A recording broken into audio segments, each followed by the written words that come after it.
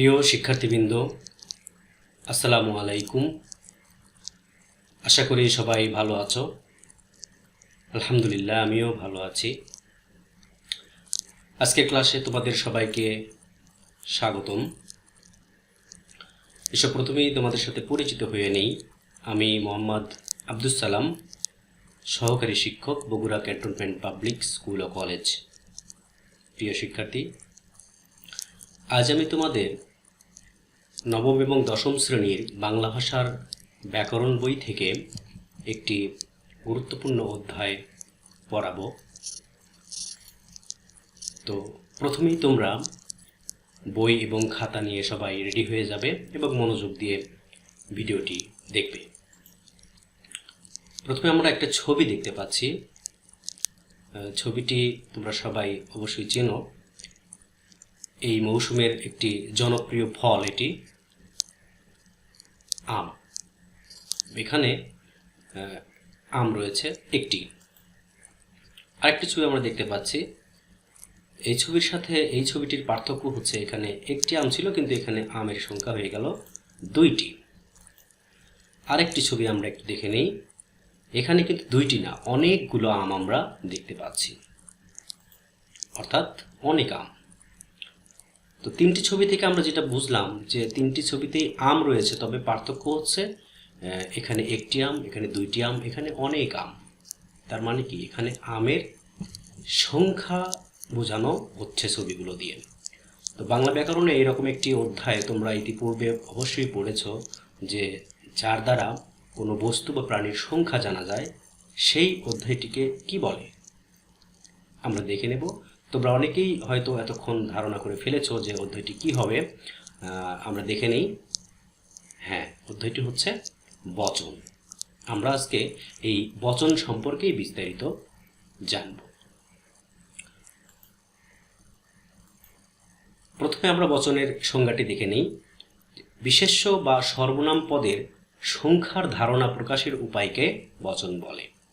অর্থাৎ বিশেষ্য বা সর্বনাম পদটি এক সংখ্যক না একাধিক সংখ্যক তা বোঝানোর পদ্ধতিকেই বলে বচন। এই সংজ্ঞা থেকে আমরা বচনের দুইটি বৈশিষ্ট্য লক্ষ্য করব।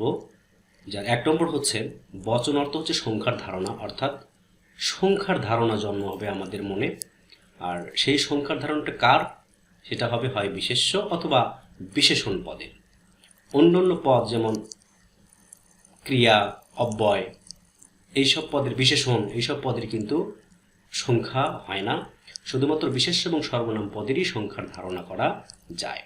যেমন সে এলো, এখানে সে একটি সর্বনাম পদ এবং এর দ্বারা একজন মানুষকে বোঝাচ্ছে, অর্থাৎ একজন আসলো।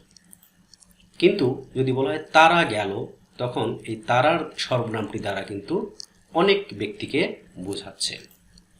অনুরূপভাবে মেয়েটি স্কুলে যায়নি, এখানে মেয়েটি বলতে এই বিশেষ্যটি দ্বারা, মেয়েটি বিশেষ্যটি দ্বারা একটি মাত্র মেয়েকেই বোঝাচ্ছে। কিন্তু যদি বলা হয় মেয়েরা এখনো আসেনি, তাহলে কিন্তু এখানে অনেক মেয়েকে বোঝাচ্ছে।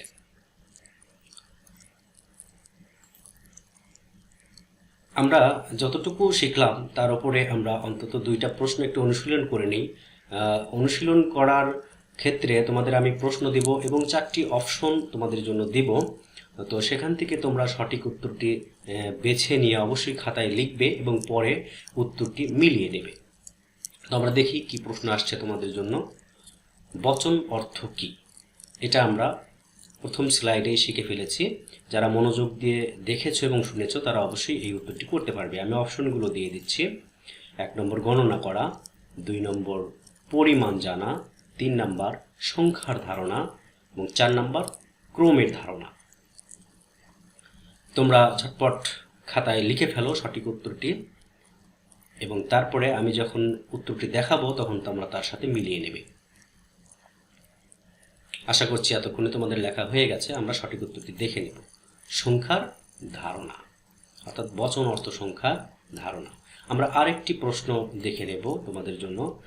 কোন কোন পদের বচনভেদ হয়, এটিও আমরা কিন্তু পূর্বের স্লাইড থেকে শিখে ফেলেছি। তোমাদের জন্য 4টি অপশন আমি দিয়ে দিচ্ছি। ক নম্বর বিশেষ্য ও বিশেষণ, নাম্বার বিশেষ্য ও সর্বনাম, গ নাম্বার সর্বনাম ও ক্রিয়া, ঘ নাম্বার ক্রিয়া ও অব্যয়। তোমরা আবারও এই 2 নম্বর প্রশ্নের উত্তরটি খুব ভালোভাবে চিন্তা করে লিখে ফেলো। আশা করছি লেখা হয়ে গেছে এবং তোমরা তোমাদের লেখা উত্তরটির সাথে সঠিক উত্তরটি মিলিয়ে নাও। সেটা হচ্ছে বিশেষ্য ও সর্বনাম, এই দুটি পদেরই শুধু বচন হয়, অন্যান্য পদগুলোর হয় না। এরপরে আমরা দেখব বচনের প্রকারভেদ। বচন 2 প্রকার, যেমন একবচন আর 2 নম্বর হলো বহু বচন। যখন কোনো শব্দ দ্বারা কেবল একটি ব্যক্তি, বস্তু বা প্রাণীকে বোঝানো হয় তখন তাকে একবচন বলে। যেমন ছেলেটা, এখানে ছেলেটা দ্বারা একজনকেই বোঝায়। খাতাখানা, একটি মাত্র খাতাকেই বোঝায়। বইখানি, একটি বই বোঝায়, অর্থাৎ এগুলো একবচনের উদাহরণ। পক্ষান্তরে যখন কোনো শব্দ দ্বারা একাধিক ব্যক্তি, বস্তু বা প্রাণীকে বোঝানো হয় তখন তাকে বহুবচন বলে। যেমন ছেলেরা, এখানে একাধিক ছেলেকে বোঝাচ্ছে। গরুগুলো, অনেক গরু বোঝাচ্ছে। কলমগুলি, অনেকগুলো কলম বোঝাচ্ছে। এগুলো হলো বহুবচনের উদাহরণ। আমরা এখন দেখব একবচন থেকে বহুবচনে কিভাবে রূপান্তর করা যায়। প্রথম নিয়মটি হচ্ছে, বাংলায় বহুবচন বোঝানোর জন্য কতগুলো বিভক্তি যুক্ত হয়, অর্থাৎ একবচনবাচক শব্দের সাথে বিভক্তি যুক্ত করলেই সেটি বহুবচন হয়ে যাবে। সেই বিভক্তিগুলো কি কি? যেমন রা, এরা, গুলা, গুলি, গুলো, দিক, দের ইত্যাদি। এখন এই বিভক্তিগুলো ব্যবহারের কিন্তু একটি বিশেষ নিয়ম রয়েছে, মানে সব বিভক্তি সব বিশেষ্য বা সর্বনামের সাথে বসানো যাবে না। সেক্ষেত্রে প্রথম নিয়মটি দেখো, যে শুধু উন্নত প্রাণীবাচক, মানুষ বা মনুষ্যবাচক শব্দের সঙ্গেই রা, এরা, প্রথম এই যে 2টি রা, এরা ব্যবহৃত হয়। অন্য কোনো প্রাণীর সাথে এই রা, এরা ব্যবহৃত হবে না, বা কোনো বস্তুর সাথেও রা, এরা ব্যবহৃত হবে না। যেমন ছাত্ররা লেখাপড়া করে, এখানে ছাত্র মানুষ বা মনুষ্যবাচক শব্দ এবং তারপরে রা যুক্ত হয়ে বহুবচন গঠিত হয়েছে। আবার শিক্ষকেরা লেখাপড়া করান, এখানে শিক্ষকের সাথে এরা যুক্ত হয়ে বহুবচন গঠিত হয়েছে।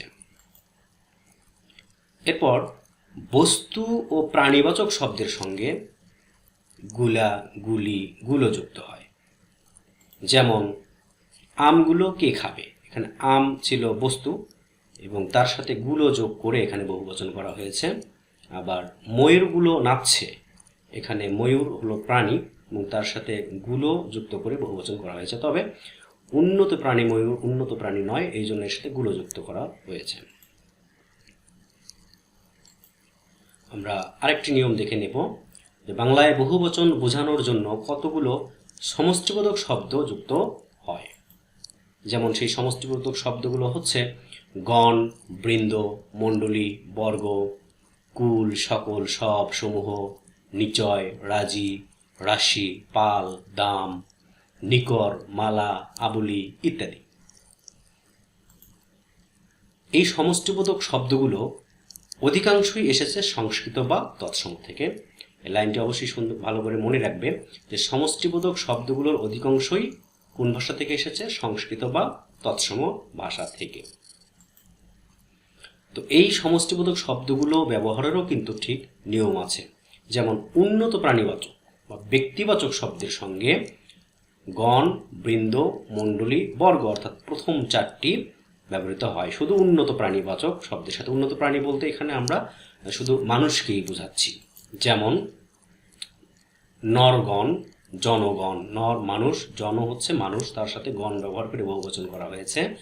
আবার সুধীবৃন্দ, শিক্ষকবৃন্দ, এখানে সুধী এবং শিক্ষকের সাথে বৃন্দ যোগ করে বহুবচন করা হয়েছে। অনুরূপভাবে শিক্ষক এবং সম্পাদকের সাথে মণ্ডলী যোগ করে বহুবচন করা হয়েছে। আবার পণ্ডিত এবং মন্ত্রীর সাথে বর্গ যোগ করে বহুবচন করা হয়েছে। আমরা আবারও একটু অনুশীলন করে নেব, যতটুকু শিখলাম তার উপরে ভিত্তি করে। প্রথমে দেখো প্রশ্নটি এসেছে যে উন্নত প্রাণীবাচক শব্দের বহুবচনে কোনটি যুক্ত হয়? ইতিমধ্যে আমরা এটি শিখে ফেলেছি। তো দেখি আমরা অপশনে কি কি আছে। 4টি অপশন তোমাদের জন্য আমি দিয়ে দিলাম। তোমরা একটু চিন্তা ভাবনা করে দেখো যে আগের স্লাইডেই কিন্তু ছিল যে উন্নত প্রাণীবাচক শব্দের সাথে কোন শব্দাংশগুলো যুক্ত হয়। খাতায় লিখে ফেলো এবং আমার উত্তরটির সাথে মিলিয়ে নাও। সঠিক উত্তর হচ্ছে রা এবং বৃন্দ। আমরা আগে দেখেছিলাম যে রা এরা উন্নত প্রাণীর সাথে যুক্ত হয় এবং গণ, বৃন্দ, মণ্ডলী, বর্গ এই 4টি উন্নত প্রাণী বা মনুষ্যবাচক শব্দের সাথে যুক্ত হয়। অর্থাৎ সঠিক উত্তর হবে খ, রা, বৃন্দ। আরেকটি প্রশ্ন তোমাদের জন্য, সমষ্টিবোধক শব্দগুলোর অধিকাংশই কোন ভাষা থেকে এসেছে? আমি তোমাদের আগের স্লাইডে একটি লাইন খুব ভালো করে দেখতে বলেছিলাম, সেটি যারা মনোযোগ দিয়ে দেখেছো তারা অবশ্যই এটির উত্তর বলতে পারবে এবং সঠিক উত্তরটি অবশ্যই তোমরা খাতায় লিখবে। তারপর আমি যখন উত্তরটি দেখাবো তখন তোমরা মিলিয়ে নেবে। আশা করছি তোমরা সবাই লিখে ফেলেছ এবং আমরা সঠিক উত্তরটি মিলিয়ে দেখি। সঠিক উত্তরটি হচ্ছে গ, সংস্কৃত। অর্থাৎ সমষ্টিবোধক শব্দগুলোর অধিকাংশই এসেছে সংস্কৃত বা তৎসম ভাষা থেকে। এরপরে আমরা আরো একটি নতুন নিয়ম দেখে নেব, সেটি হচ্ছে বস্তু ও প্রাণীবাচক শব্দের সঙ্গে কুল, সকল, সব, সমূহ ব্যবহৃত হয়। অর্থাৎ এই 4টি শব্দ সমষ্টিবোধক শব্দ ব্যবহৃত হয়, বস্তুর সাথেও হবে আবার প্রাণীর সাথেও যুক্ত হবে। যেমন কুল, এটি যুক্ত হয়েছে পক্ষীর সাথে, পক্ষী মানে পাখি, পক্ষীকুল, এবং বৃক্ষের সাথে বৃক্ষকুল। আবার সকল যুক্ত হয়েছে পর্বত সকল, পর্বতের সাথে, এবং মনুষ্য সকল মানে মানুষের সাথে। এরপর সব যুক্ত হয়েছে ভাইয়ের সাথে এবং পাখির সাথে। আর সমূহ যুক্ত হয়েছে বৃক্ষ এবং মনুষ্যের সাথে যুক্ত হয়ে বহুবচন গঠন করেছে। এরপর আমরা দেখব জন্তুবাচক শব্দের শেষে পাল এবং যূথ এই শব্দ দুটি ব্যবহৃত হয়। যেমন গরুর পাল, গরুর সাথে পাল ব্যবহার যুক্ত করে বহুবচন করা হয়েছে। আবার হস্তি যূথ, হস্তি মানে হাতি, হস্তির সাথে যূথ ব্যবহার করে বহুবচন করা হয়েছে।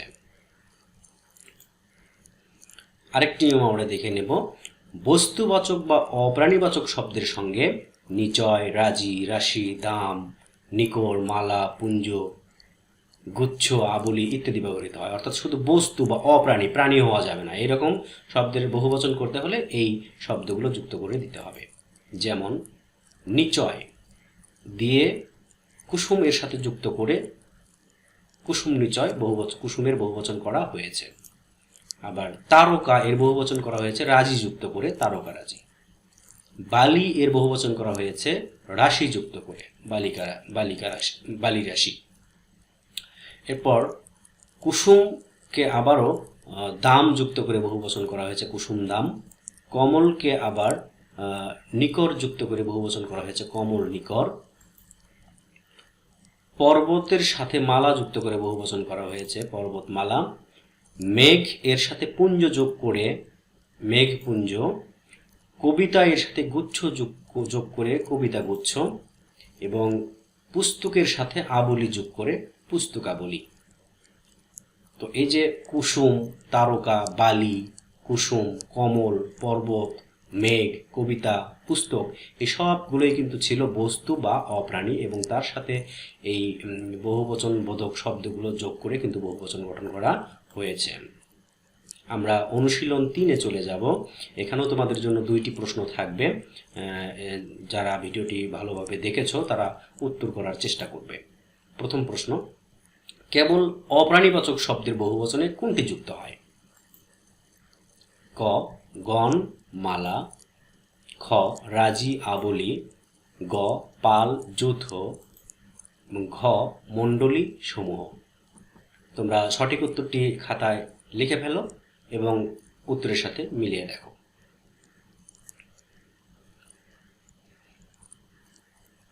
আশা করি লেখা হয়ে গেছে। আমি সঠিক উত্তরটি দেখিয়ে দিচ্ছি তোমাদের।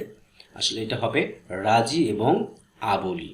কারণ প্রথম অপশনে দেখো গণ ছিল, গণ তো প্রাণীর সাথে যুক্ত হয় মনুষ্যবাচক শব্দের সাথে। পাল, যূথ এটা জন্তুর সাথে যুক্ত হয়। মণ্ডলী ছিল, এটা কিন্তু প্রাণীর সাথে যুক্ত হয়। এবং শিক্ষক মণ্ডলী।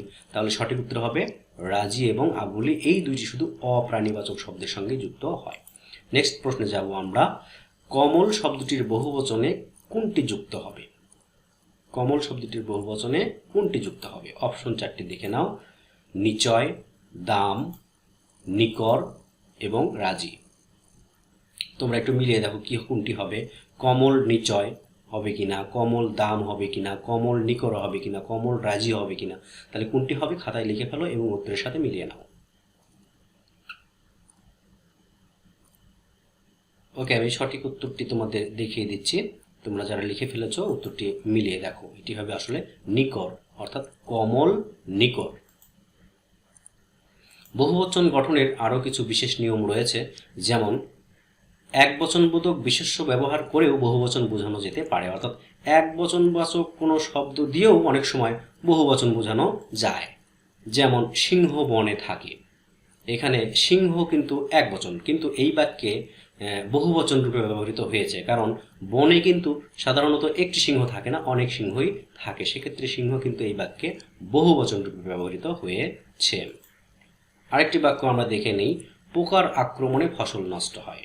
এখানে পোকা যদি বলি যে পোকা, এটা কোন বচন হবে? তোমরা কিন্তু বলবো এক বচন, কিন্তু এই বাক্যে কিন্তু এক বচন রূপে ব্যবহৃত হয়নি, কারণ একটি পোকার আক্রমণে কখনো ফসল নষ্ট হয়ে যায় না, সেক্ষেত্রে অনেক পোকার প্রয়োজন হয়। তো সেক্ষেত্রে পোকার আক্রমণে ফসল নষ্ট হয়, এই বাক্যে আসলে পোকাটি হবে বহুবচন। এরপর আরেকটি নিয়ম আমরা দেখব। একবচন বোধক বিশেষ্যের আগে বহুত্ববোধক শব্দ ব্যবহার করেও বহুবচন বোঝানো যেতে পারে, অর্থাৎ একবচন বোধক শব্দের আগে আরেকটি বহুবচন বোধক শব্দ যোগ করলেই সেটা বহুবচন হয়ে যাবে। যেমন অঢেল টাকা পয়সা। প্রথমে দেখো টাকা, এটি কিন্তু একবচন, পয়সা একবচন, কিন্তু তার আগে এই যে অঢেল শব্দটি বসে টাকা পয়সাকে বহুবচন করে দেওয়া হয়েছে। আবার মেহমান, এটি একবচন, কিন্তু বহু এই শব্দটি যোগ করে মেহমানকে বহুবচন করে দেওয়া হয়েছে। অনুরূপভাবে লোক একবচন, কিন্তু অজস্র যোগ করে এখানে অজস্র লোক বহুবচন, লোকটিকে বহুবচন করে দেওয়া হয়েছে।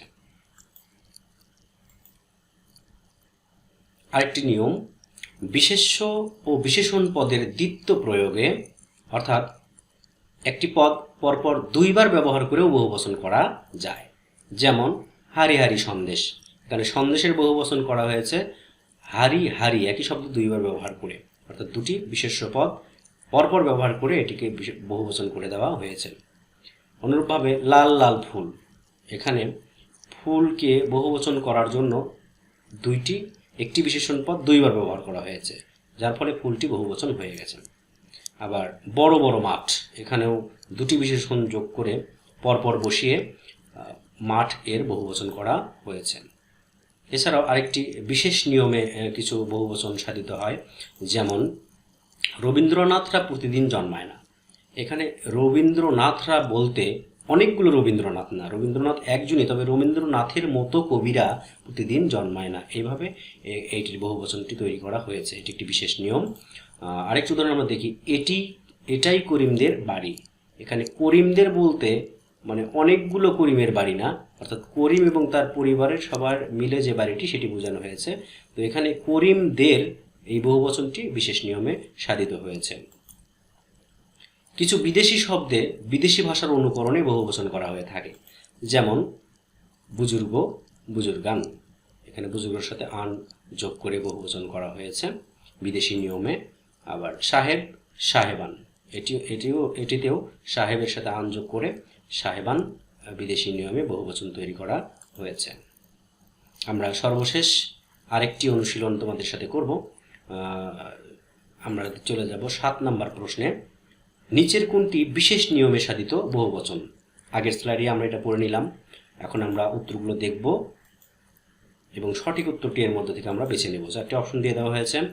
বিশেষ নিয়মে সাধিত বহুবচন: বড় বড় মাঠ, এটাই করিমদের বাড়ি, সিংহ বনে থাকে, অঢেল টাকা পয়সা। তোমরা সঠিক উত্তরটি অবশ্যই খাতায় লিখবে এবং তারপর উত্তরটি মিলিয়ে দেখবে।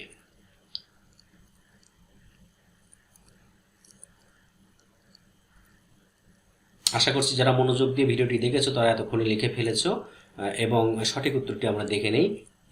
এটাই করিমদের বাড়ি, এটি বিশেষ নিয়মে সাধিত বহুবচন। সর্বশেষ প্রশ্নটি আমরা দেখে নেব, সাহেব শব্দের বহুবচন কোনটি? অপশন: সাহেবান, সাহেবগণ, সাহেব মণ্ডলী, সাহেব সমূহ। এটা একেবারে আমাদের সর্বশেষ পড়া ছিল।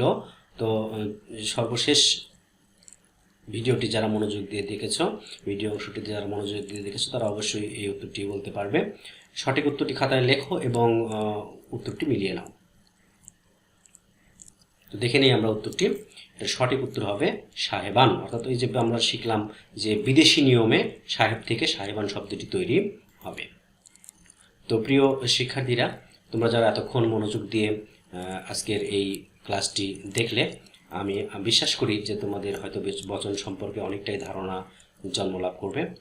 তো এতক্ষণ মনোযোগ দিয়ে ভিডিওটি দেখার জন্য তোমাদের সবাইকে অশেষ ধন্যবাদ জানিয়ে আজকের মতো এখানেই শেষ করছি। খোদা হাফেজ।